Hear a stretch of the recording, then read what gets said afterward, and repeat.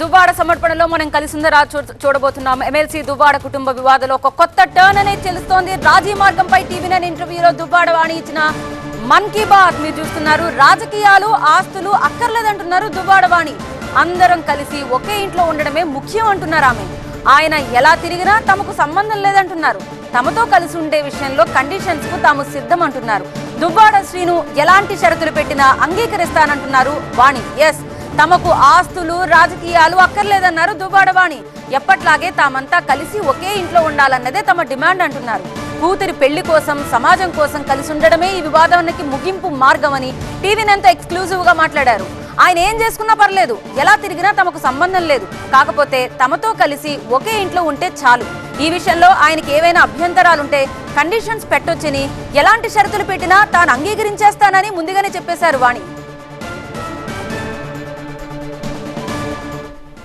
So వాణి ఇంకా ఏం మాట్లాడారో మా ప్రతినిధి శ్రీనివాస్ అందిస్తారు.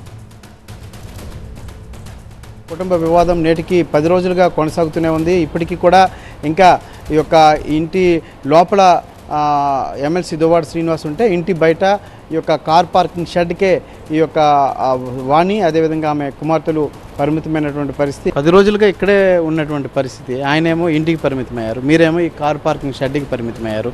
ఎన్ని రోజులు ఇలాగా ఇక్కడ ఆడపిల్లల్ని పెట్టుకొని ఇక్కడ ఉండడం అంటే? ఒక 3-4 డేస్ 1 వీక్ పట్టొచ్చు సార్. మీకేం ఇబ్బంది అనిపించట్లేదా? 10 రోజులుగా రాత్రి పగలు ఇక్కడ ఉండాలి ఆడపిల్లల్ని ఇద్దరిని పెట్టి అంటే ఎలా ఉంది? చాలా ఇబ్బందిగా ఉంది సార్. ఇప్పటికే చాలా వెయిట్ తగ్గిపోయాను, చాలా హెల్త్ డ్యామేజ్ అయింది, థ్రోట్ ఇన్ఫెక్షన్స్ అన్నీ హెల్త్ ప్రాబ్లం అయితే కనిపిస్తుంది క్లియర్గా. ఆస్తులు పిల్లల పేరు రాయొద్దు అంటున్నాను. ఇంకా రాజకీయం కోసం కూడా నేను ఏది అడగడం లేదు. కేవలం ఈ ఇంట్లో అందరం కలిసి ఉంటాము అంటున్నాను. పోన్ నేను పక్కన పెట్టండి, పిల్లలు ఉంటారు అని చెప్తున్నాను.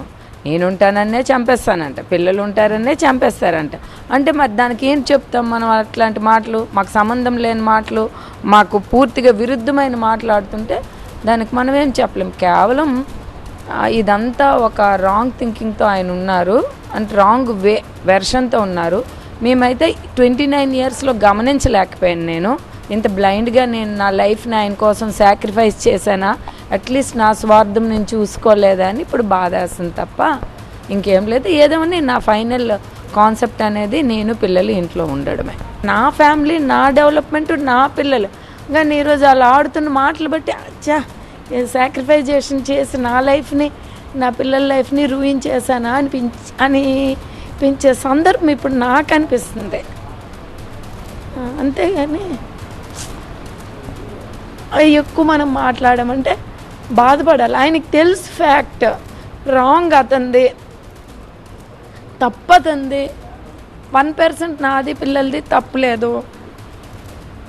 అది ఎందుకో వాళ్ళు మాట్లాడుతున్నారు, నాకైతే అర్థం కావడం అంతే, అంతకుమించి ఏం లేదు. ఎందుకనంటే చాలా నీచంగా నేను ఏదైనా బిజినెస్ చేస్తే ఆ బిజినెస్ ఫెయిల్యూర్ అయితే ఆవిడ వదిలేస్తుంది, బిజినెస్ సక్సెస్ అయితే నా పేరుని రాయమంటుంది. నాకే ఆశ్చర్యం వేస్తుంది. డబ్బులు ఇచ్చిందే నేను, అమౌంట్ పెట్టిందే నేను, అలాంటి ఇప్పుడు పెట్టడం మానేస్తాను కదా నా పేరుని చేయకపోతే. ఇప్పుడు నేను ఏది ఇండివిజువల్ బిజినెస్ అనేది ఫలాంది నేను డబ్బులు పెట్టి చేసుకున్నాను, నా వైఫ్ అమౌంట్ ఇవ్వకన్నా బ్రౌన్ క్వారీ, నా డబ్బులే 1 రూపాయి ఆయన పెట్టలేదు. మీ వైపు నుంచి ఏదైనా ఒక చిన్న సాక్రిఫైస్ చేస్తే వివాదానికి ఫుల్ స్టాప్ పడే అవకాశాలు ఉన్నాయేమన్నా ఒక్కసారి ఆలోచన చేస్తున్నారా ఏమైనా? నేను చాలా చేశాం. ఆ ఇంట్లో అతని దారి అతనిది, నా దారి నాది. ఇంకొక పాప పెళ్ళికి ఉంది, ఆయన ఎటు వెళ్ళిపోయినా నాకు అనవసరం, ఎలా అంటే నేను అవన్నీ నేనేమి మెంటల్గా సాక్రిఫైస్ చేయడానికి సిద్ధంగా ఉన్నాననేది నా ఆత్మకి నాకు తెలుసు. అది పేపర్ పరంగా రాసి ఇవ్వడానికి కూడా నేను సిద్ధంగా ఉన్నాను అన్న అంటే అన్నీ నేను చెప్పలేను కదా. అదే డివోర్స్ నోటీసులు పంపించాను అని చెప్పేసి అంటున్నారు, మీకు అందాయండి? నాకేవి అంతలేదు. మీరేమైనా ఆయనకి నోటీసులు కానీ ఏమైనా పంపించారు? నేనేమీ ఇవ్వదలుచుకోలేదు. అది లీగల్గా ఏమైనా కొన్ని ప్రొసీడ్ అవుతున్నారా దీనికి పరిష్కారానికి సంబంధించి? వాళ్ళు కేసు పెట్టారు కదా, దానికి సంబంధించి లీగల్గా ప్రొసీడ్ అవ్వాలి కదా. మరి తప్పదు ఫస్ట్ అంటే ఇప్పుడు ఈ యొక్క వివాదానికి పరిష్కారం కోసం ఏమైనా మీరు లీగల్గా ఏమైనా అప్రోచ్ అయ్యే అవకాశం కనిపిస్తుందా, ఏమైనా ఉందా? అందుకే చెప్తున్నాను కదండి, టైం ముందుకు వెళ్తుంటే చక్కగా వినుకుంటే ఎక్కడితో క్లోజ్. నేనేం వినాలి ఏంటి? ఫ్యామిలీకి పిల్లలకి కండిషన్స్ రాసుకొని లోపలికి తీసుకొని వెళ్ళమనండి. మేము మంచోళ్ళం కాకపోతే కండిషన్స్ రాయమనండి. ఎవరు ఇప్పటి వరకు అలా చేయలేదు. మా కర్మ రాయమని చెప్పండి కండిషన్స్. అదే నా ఫైనల్. రాసేసి అతని దారి అతనిది, నా దారి నాది. ఇంకొక పాప పెళ్ళికి ఉంది కాబట్టి నేను సొసైటీలో బయటపడి కండిషన్స్ అంటున్నారు, ఏంటి ఆ కండిషన్స్ ఏం రాయాలి? లేడీసే బర్డెన్ ఫేస్ చేయవలసి వస్తుంది. నేను ఎటు వెళ్ళినా నీకు సంబంధం లేదు, నేను ఎవరితో తిరిగినా నీకు సంబంధం లేదు, నా పిల్లలకి నేను చూసుకుంటాను, నీకు నేను రూపాయి ఇవ్వను, నీకు నాకు ఎట్లాంటివి ఉండవు, ఒకే ఇంట్లో సొసైటీ కోసం ఉందామని కండిషన్స్ రాసుకోండి అని నేను చెప్తున్నాను. ఇంకంతకన్నా ఏంటి? మీకు కేసుకు అన్నారు కదా, ఇందాక కేసులు పెట్టారు, ఆయన పెట్టారు, మీరు పెట్టారు. దానికి సంబంధించి ఏమైనా నోటీసులు ఏమైనా వచ్చాయండి? నోటీసులు ఏమి వచ్చాయా కేసుకు సంబంధించి? 41 నోటీసులు ఏవో పెట్టమన్నారు.